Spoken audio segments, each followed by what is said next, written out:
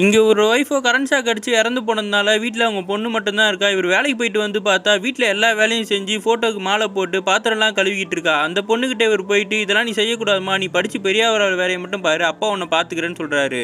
இவரும் அவரோட பொண்ணை கூட்டு போயிட்டு ஸ்கூலில் சேர்த்து விட்டுறாரு. அந்த பொண்ணு நல்லாவே படிச்சுக்கிட்டு இருக்கா. +2ல் வந்து அந்த பொண்ணு நல்லா படித்து ஸ்டேட்லேயே ஃபஸ்ட்டு மார்க் எடுத்துடுறா. அந்த பொண்ணுக்காக பாராட்டு விழாலாம் நடத்துகிறாங்க. அவங்க அப்பாவும் அந்த இடத்துல உட்காந்து அதை சந்தோஷமாக பார்த்துக்கிட்டு இருக்காரு. ஸ்டேஜில் அந்த பொண்ணு பேசும்போது சின்ன வயசுலேயே எங்கள் அம்மா இறந்துட்டாங்க, எங்கள் அப்பா தான் இவ்வளோ நாள் என்னை பார்த்துக்கிட்டு இருந்தாரு, எங்கள் அப்பா மட்டும் இல்லைனா நான் படிச்சிருக்கவே மாட்டேன், இவ்வளோ மார்க் எடுத்ததுக்கு காரணமே எங்கள் அப்பா தான், ஒருவேளை கூட என்னை பார்க்க விட மாட்டாருன்னு சொன்ன உடனே அங்கே சுற்றி இருக்க எல்லாருமே அழுதுட்டு இருக்காங்க. அவங்க அப்பாவும் மேலே ஏறி அழுதுகிட்டே அவங்க பொண்ணை கட்டி பிடிச்சிக்கிட்டு இருக்காரு. இவரும் அந்த ஸ்கூல் பிரின்சிபலை பார்த்து என் பொண்ணு டாக்டருக்கு படிக்கணும்னு ஆசைப்படுறா, அதுக்கு என்ன பண்ணணும்னு கேட்டால் நீட் எக்ஸாம் எழுதணும், அதுக்கு நிறைய காசெல்லாம் தேவைப்படும், நீ என்ன பண்ணுவேன் அப்படின்னு கேட்கும்போது எனக்கு நிறைய விவசாயம் நல்லா இருக்குது, அதை நான் வித்துடுறேன்னு சொல்லி இவரும் விற்று அந்த காசை எடுத்துகிட்டு போய் இந்த பொண்ணை படிக்க வைக்கிறாரு. இவரும் பாஸ் ஆகி ஒரு காலேஜில் சீட்டு கிடைக்குது. அந்த காலேஜில் வந்து ஹாஸ்டலில் தான் தங்கணும்னு சொல்லிடுறாங்க. அந்த பொண்ணு ரொம்ப ஃபீல் பண்ணுறா.